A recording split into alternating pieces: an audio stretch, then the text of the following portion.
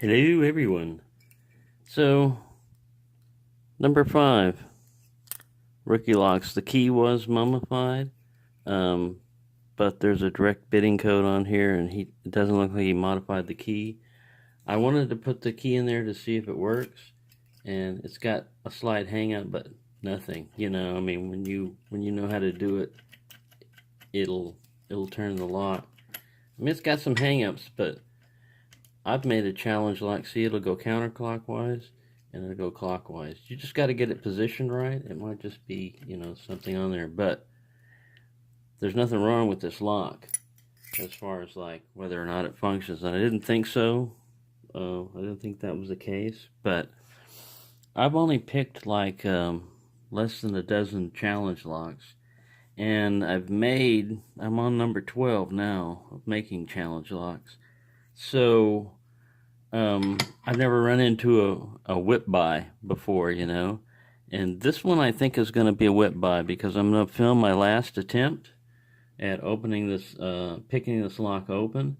And if I don't get it picked open, I'm going to declare it a whip by, and I'm not going to gut it because for two reasons. One, I want that to be a reward for myself. That if I pick a lock open, then I have the right to gut it.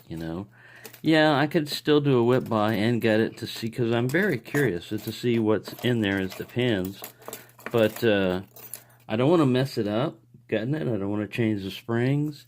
I want to leave it just the way it is for the next person to pick it. I don't want to change the orientation. I mean, you can film all this and get by that, but I'm just saying that because I will be sending this lock on to another picker who will get through it with no problem, I'm sure.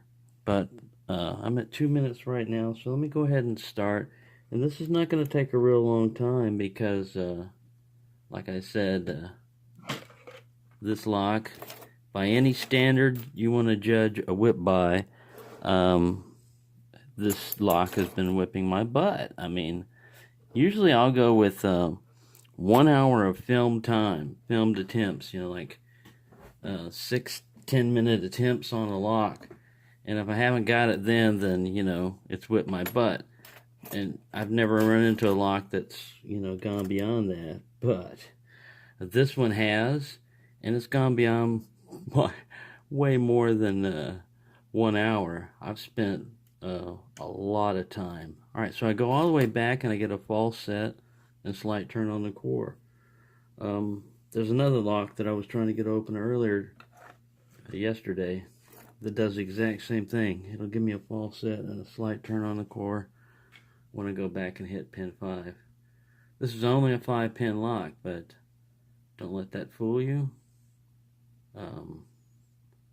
5-pin locks can be just as challenging or more so than a 6-pin lock.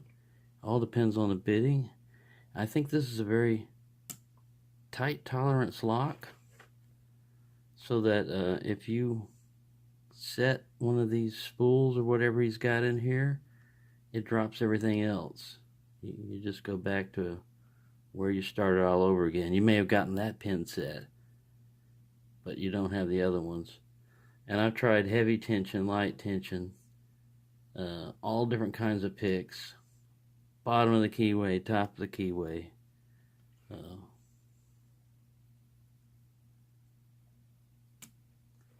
All kinds of stuff. You have to counter rotate, like I said, when you run into a binder, and when you do, that one maybe says he's springing in binds. A lot of clicks, but like I said, any movement you get there, right? That guy was overset because I just went past him, released a little bit of tension, and the core moved some more. So it's really a very good lock, and I don't mind doing a whip by. When it's a good lock, you got to give credit to where credit's due, because very rarely do you get to see a whip by, and you can spend a lot of time working on a lock and thinking, wow, this is going to be really challenging. And you go to pick it yourself, one of your own locks you've made, and you get into it like a piece of cake, less than 5 minutes. And you certainly spent more than 5 minutes making it. But that's the way it goes. Sometimes you just get the right combination. And I think this was one of them. Like I said, I'm very curious, but as to what the pins look like and how it's done. But the next person that opens it will do a gutting and a close-up of the pins, and I'll be able to see it that way. If I want to see it in person, I'm going to have to pick it open. And I've already proven that the key works. I've tried to pick this thing clockwise, counterclockwise, European style, upside down. Everything short of me hanging from a ceiling.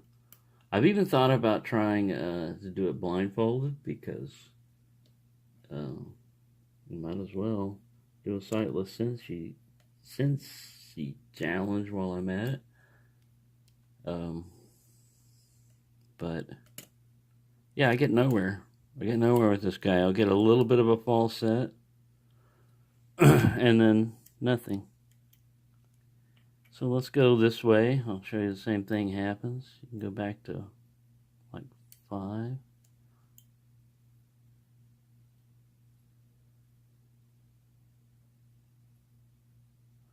It acts differently when you go counterclockwise.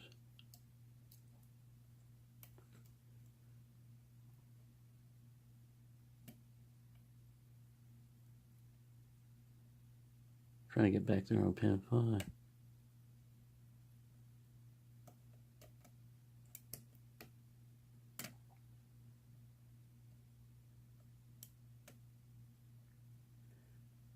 Yeah, so we're at 7 minutes.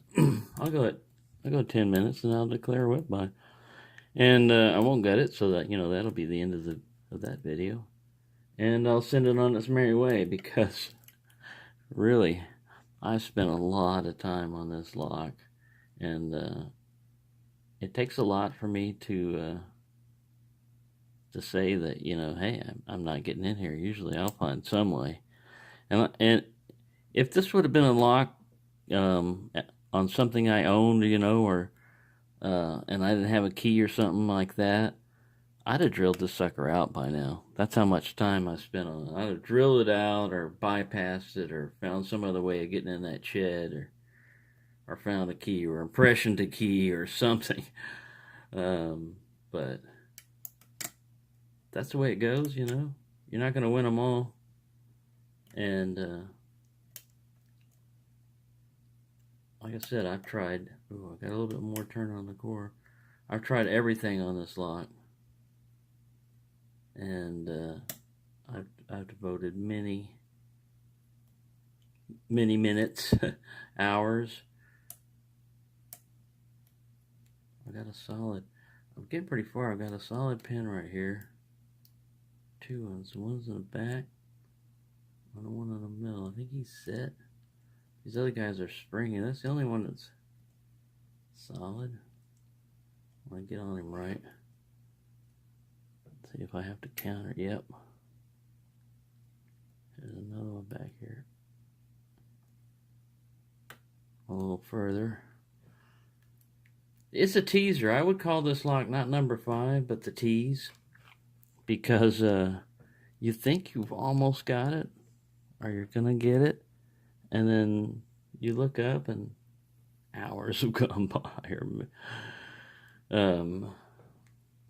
But yeah, it's one tough lock, and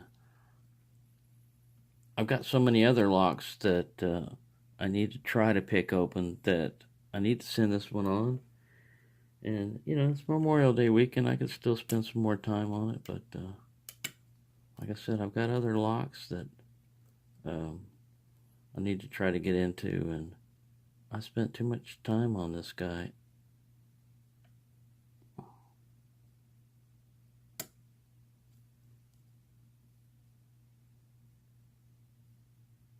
See, I felt like it just overset everything right there. yeah, so 9 minutes 57 seconds is a good time to declare whip by. Sucker whip me. So rookie lock. There you go. You can put a whip by. Sorry, I don't have a pack lock or anything, but I'm not at Boston Bill level of skill level of picking for sure. But there you go. That's the bidding. And like I said, it does hang up, but there's nothing wrong with the lock. If you can get it to go like that, if you can get the key to turn, in my opinion, it's a valid challenge lock. And once you figure it out, look at that. You get the positioning, that thing turns back and forth just right. So I've tried pushing on the core also while picking and pulling on the core, thinking, maybe I just need to hit the right thing. But no, whatever it is, it's perfectly fine. And I'll mummy it back up.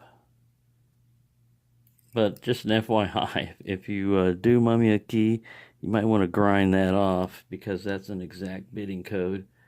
And I could see that in my head before when I was picking it. I was saying, well, you know what? This may be a psychological warfare thing. He may have left this on here and then modified the key. So you never know because we're devious that way, challenge locks. So there you go. Whip by. I call it the tease, but you can call it whatever you want. Number 5. I call it goodbye, see you later. I mean, I'd like to hold on to it and keep working on it and eventually pick it open, but it's a challenge lock, and I mean, it deserves to be out there and have other people pick on it. And I've had my time. I've had plenty of time to pick on this thing. And if I was going to get it, I would have gotten it by now. So that's that. And thank you for watching.